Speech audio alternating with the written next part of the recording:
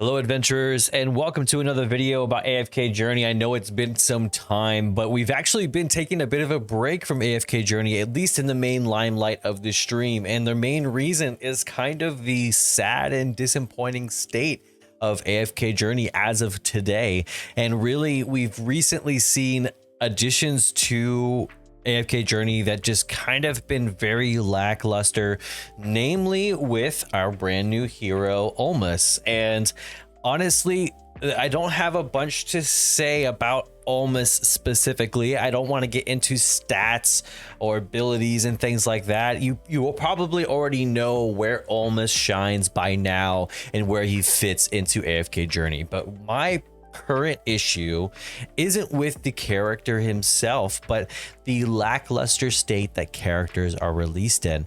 As of recently, we've seen a couple of characters, Ulsa, which albeit I think people did not give the proper chance that she deserved at first. I think people kind of jumped to conclusions about, oh, this person's not going to be useful in this scenario or that scenario, but turns out, you know, afterwards being a pretty decent PvP character, and actually having a place to fit in Dream Realm as well, which actually ends up being pretty decent. So she has decent synergy, and Ulmus the people have already found synergies with Aaron, and also some similarities with Granny Donnie, and so the people have already found those places.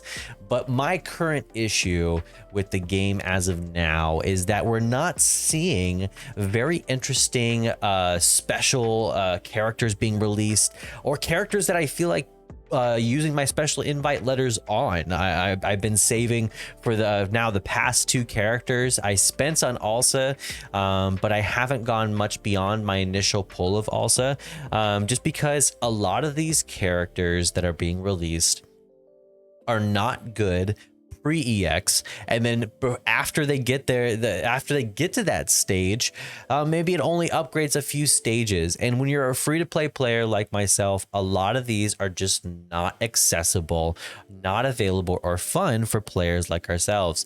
And so recently, I went through a number of these events and I saw that they did a talk with the designers, but I mainly want to talk about two things here. And that was the Astral Fair event was the first one. I enjoy just as much as the next guy. I love the sorting stall. And in fact, the quiz was a neat and interesting, fun thing. Granted, I do not know the lore as in depth as some people. I would miss a lot of questions, but the time-gated events was such a misstep in my opinion that I don't feel like that we're heading in a proper direction here. Instead of getting unlimited time modes, we get limited time-gated events with very lackluster rewards. On top of it says right here, preventing burnout by reducing effort early season. I went like a few people, like most free-to-play players, I went from end game, finishing up my 1125 AFK stages into the first season and getting into that. So I went from a pretty clean transition from that into the new season. And while I was able to complete the story, I believe within 3 days time free to play, I had to like ring and toil and wait for time to come up, and then make sure I can get the AFK stages, level up bit by bit, constantly change up my arrangements, because looking at my setup, I know I don't have the best like team setup here. For the most part, my teams and what characters I have available is limited by the fact that I am free to play.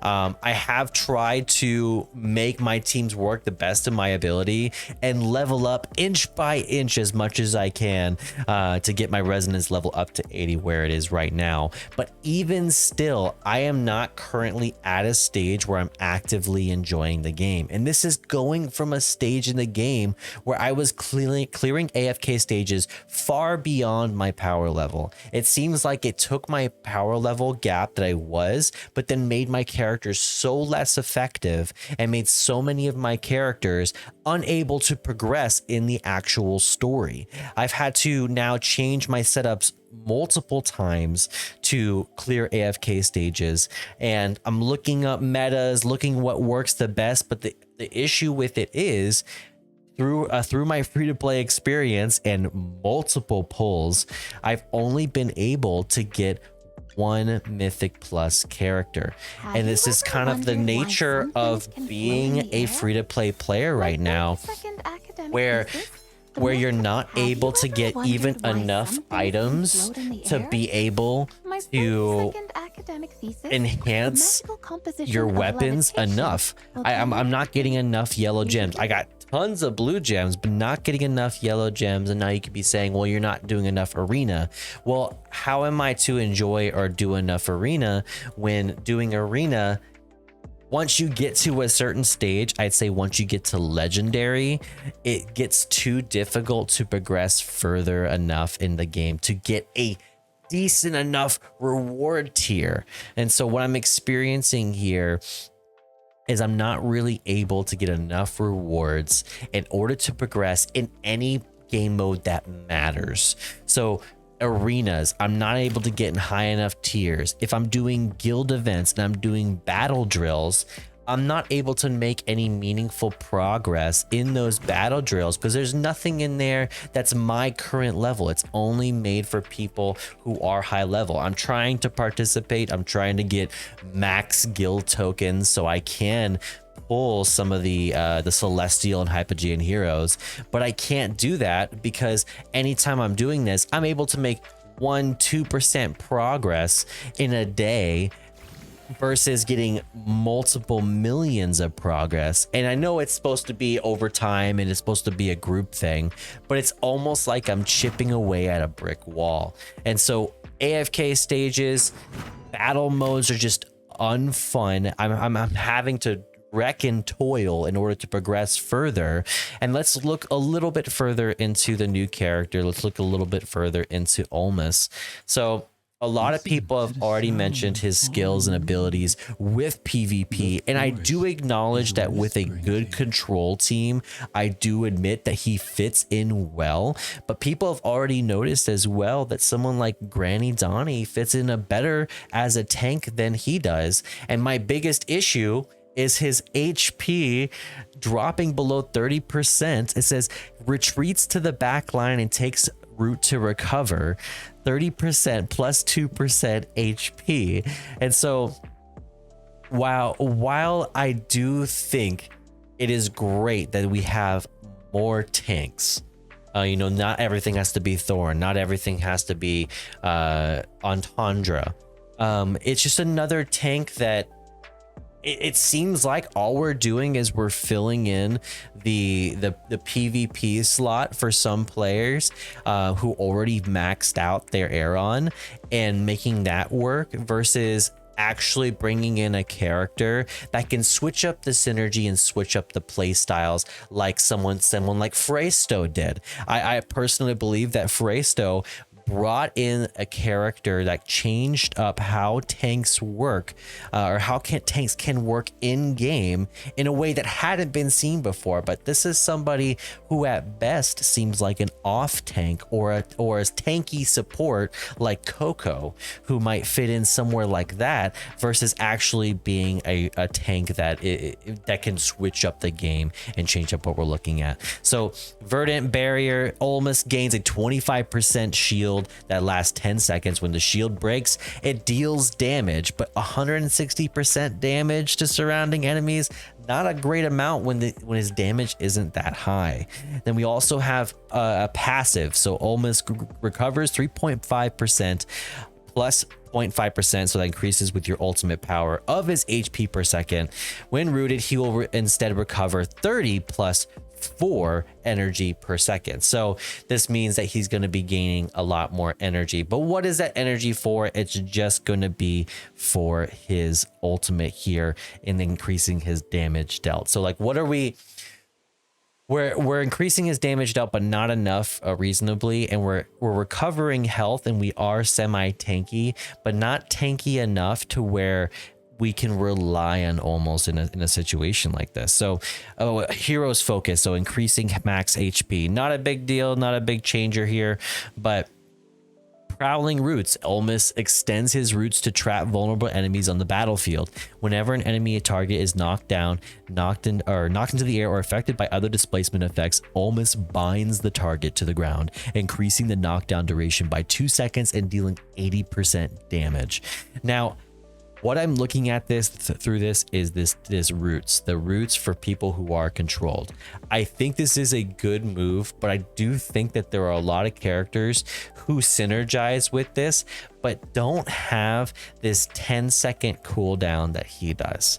I think this is like, I mean, this is like the key ability, in my opinion, that makes him strong. I mean, we have Enhanced Force, which adds a knockback to it, which is nice as well, I suppose.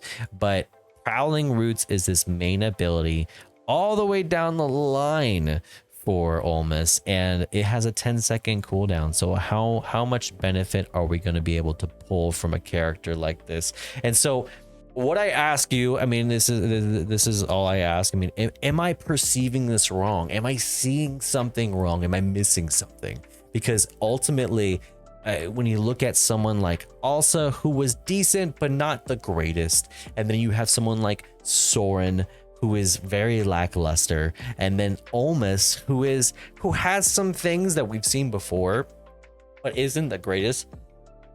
So something that I think that we need to look at, or we need to be addressing in some of these feedbacks and some of these these dev talks. I don't know if we need to hit them up on Twitter, but there is feedback forms. There is ways to present feedback and get it to the devs. I think we need to present, one, that there just isn't enough true variety in the heroes that we're seeing.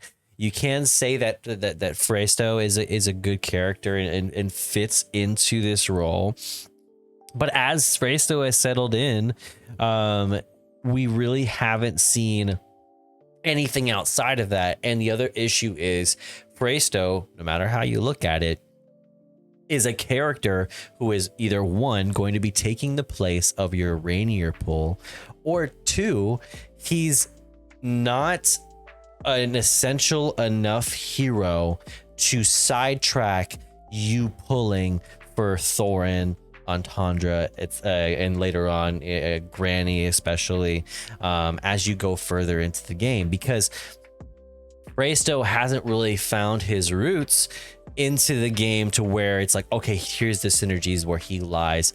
But we know characters like Granny Tony, we know characters like Antandra, we know characters that do fit into this role, and so there really isn't a meta for him to fit in right now. And so that's what I'm noticing across the board. Let me know if you feel similarly. If you're feeling like Trial of Abyss like immediately became too difficult to start progressing, like another set of AFK stages where you hit a wall and you can't progress any further, and you're just doing this thing where you progress a few levels, hit a wall, progress a few levels, hit a wall. But what really makes you progress and prevent those wall blockage is actual pulls, actual level ups. That way you can progress your characters effectively. And honestly, the split is just not fair enough to where I'm able to even focus my characters to level them up properly. So if you're feeling the same, if you feel like you're in that same sort of boat, or if you feel like I'm totally off base, let me know in the comments. I do appreciate the YouTube support. I know it's been a while, and I hope to make more content just like this. And of course, I hope to see you live Monday, Wednesday, Friday. I stream on twitch.tv/ShawnSetGO. We've been playing Wuthering Waves as the updates have been rolling in, and AFK Journey, of course. But we have new patches coming in soon, so I really hope to get your comments and thoughts before our next one. And until next time, may fortune favor your journey. Peace.